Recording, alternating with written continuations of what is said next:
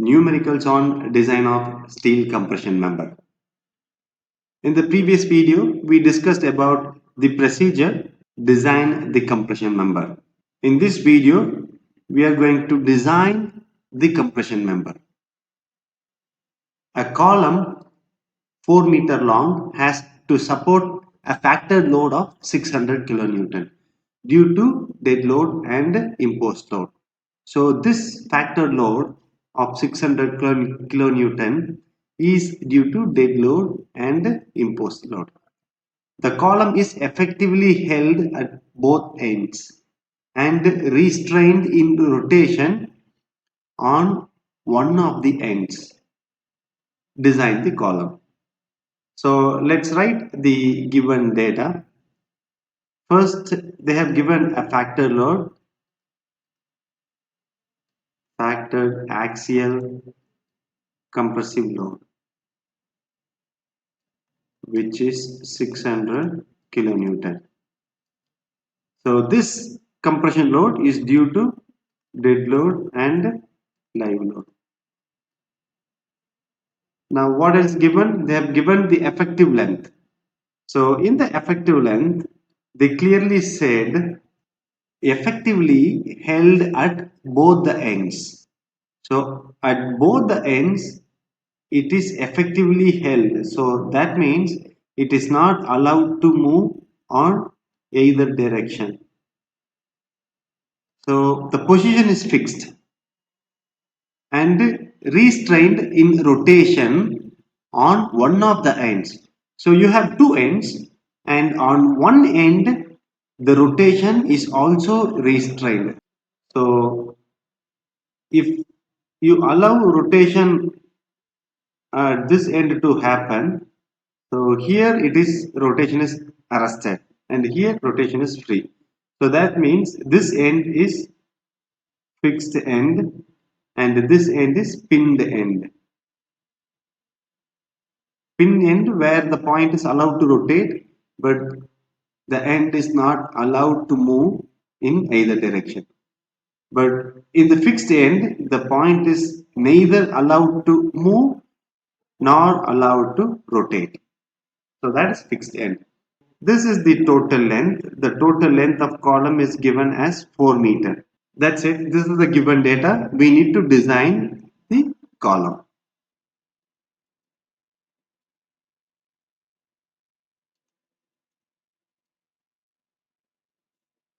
Okay, if you look at the table number 11 of IS 800-2007, where the effective length of a prismatic compression member is given for different end condition. Let's look at our end condition. Our end, one end is fixed and other end is pinned. So we have this end condition, and if you look at the translation and rotation at one end and at another end, both the ends translation is restrained. So both the end, the translation part is restrained and the rotation is allowed at one end. Here the rotation is also restrained. So rotation is restrained at one end and rotation is free. That means rotation is allowed to happen at one end. So we have this condition. One end is fixed and another end is pinned. So for fixed and pinned end, effective length is 0.8 times the total length. So effective length, L effective equal to 0.8 times the total length of column is 4000 mm. So effective length is 3200 mm. Now we got effective length. We need to follow the design procedure. So first what we have to do, if you look at our design procedure, we have to assume design compressive stress FCD as 135 Newton upon mm square. As we discussed in the design procedure, for an angle strut in roof truss, we can assume design compressive stress as 90 Newton upon mm square. For rolled sections, for normal column, we can assume FCD as 135 Newton upon mm square. For heavy sections and built up sections, we can assume FCD as 160 to 200 Newton upon mm square. With this thumb rule, we have assumed FCD as 135 Newton upon mm square because our axial factor load is only 600 kilonewton. Next step is determine the area required to withstand the applied factor load of 600 kilonewton.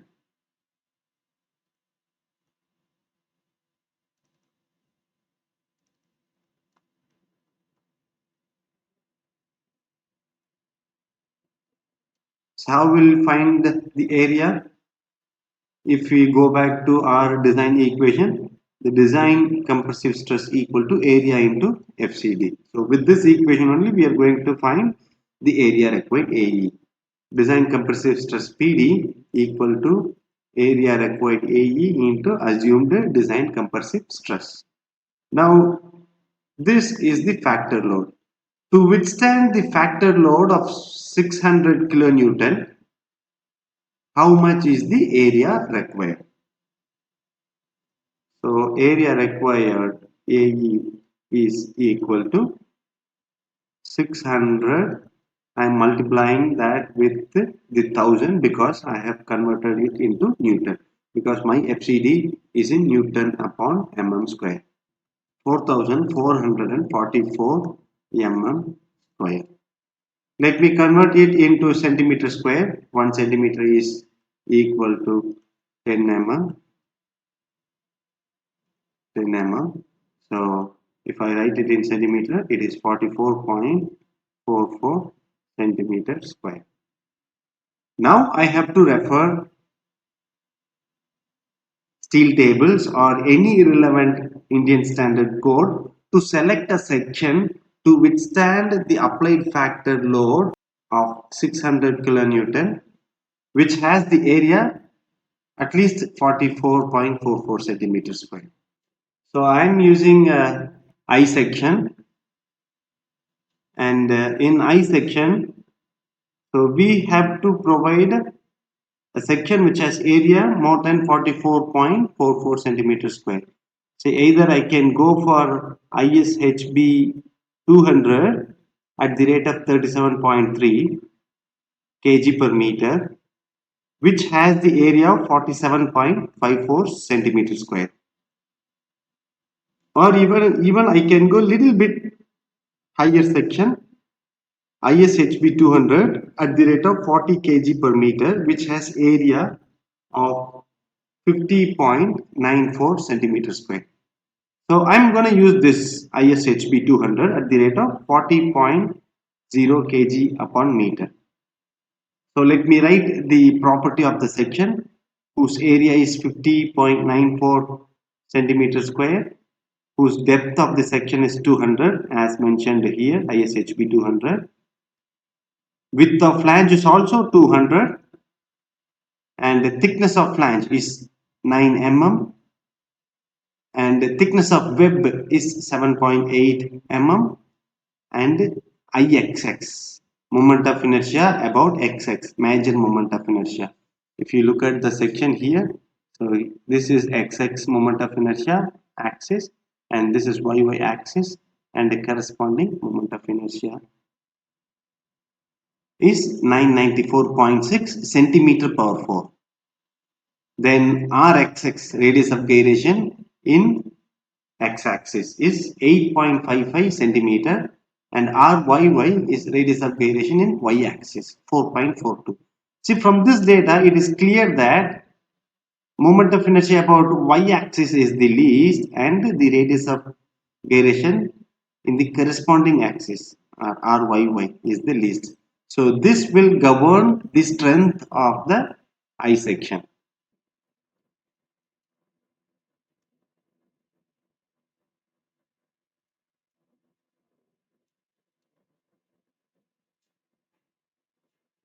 Okay, this is my chosen I section, ISHB 200 at the rate of 40 kg per meter. So per meter length, this section weigh around 40 kg. That is the meaning. And the area of this member is 50.94 centimeter square. If I write it in mm, so it is 5094 mm square. And depth of the section is 200, and this is the H depth of the section. H is 200 mm, and the width of flange BF. This is the width of flange BF. Width of flange is also 200 mm. Thickness of flange is 9 mm. Thickness of web. This is the thickness of web. Thickness of web TW, which is 7.8 mm. Moment of inertia above Ixx, Iyy, and corresponding radius of gyration. Say I'm not going to write Ixx and Rxx because, as we discussed with the values, that Iyy is the least. Iyy is the least, which is equal to I minimum. So let me write directly my moment of inertia about axis YY, that is 994.6 centimeter over 4. So if I write it in mm, 994.6 into 10 to the power 4 mm power 4, and Ryy, which is R minimum, which is 4.42 centimeter. If I write it in mm, 44.2 mm. Now I have selected a section to withstand the applied factor load of 600 kilonewton, but I need to check the strength of the section.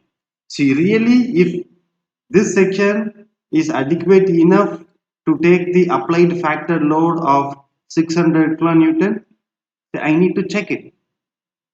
So first we'll find out what is the slenderness ratio lambda, which is equal to L effective by R minima. So this effective slenderness ratio has to be less than or equal to maximum permissible slenderness ratio, that is for a compression member subjected to dead load and live load is 180.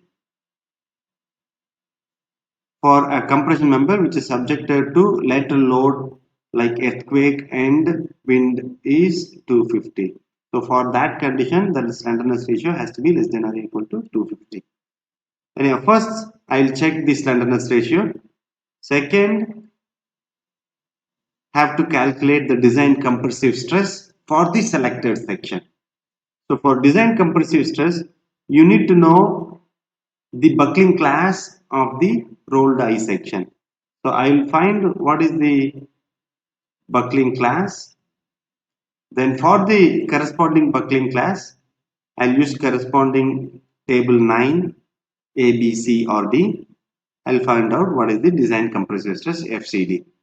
Once we found what is the design compressive stress, then what is the strength, axial compressive strength PD, which is equal to AE into design compressive stress. Whatever the compressive stress I got for the given section, I will substitute here in the equation. I know area of the selected section.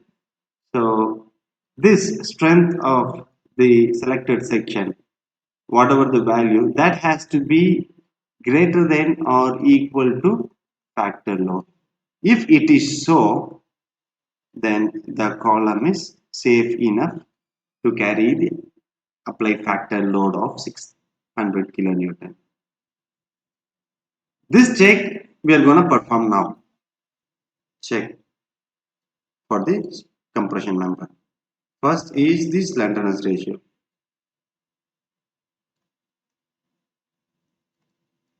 Lambda, which is equal to effective length upon least radius of gyration. Effective length for the given section is 3200 mm. Radius of gyration minimum is 44.2 mm.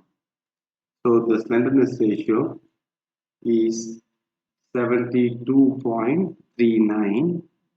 So it is clear our slenderness ratio is less than or equal to 180. So the selected section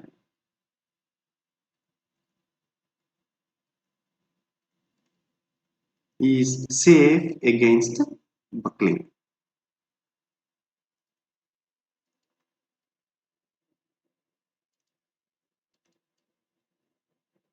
Okay, now we have to find out what is the design compressive stress FCD. For that, you need to know the buckling class of the given section.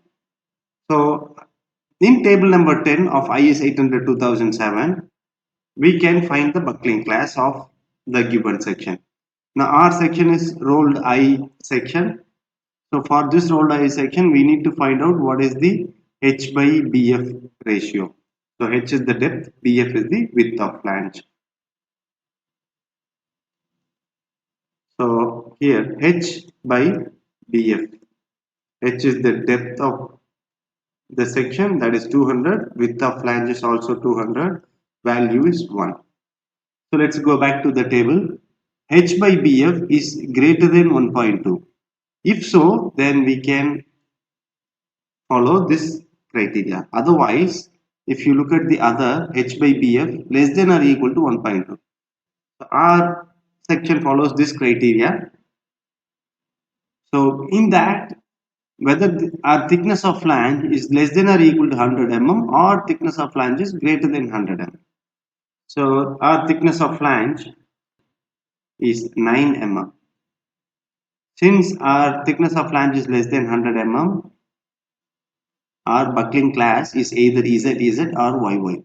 Whichever has the least moment of inertia, that is where our buckling will happen. So if you go back to this drawing, this ZZ is nothing but XX.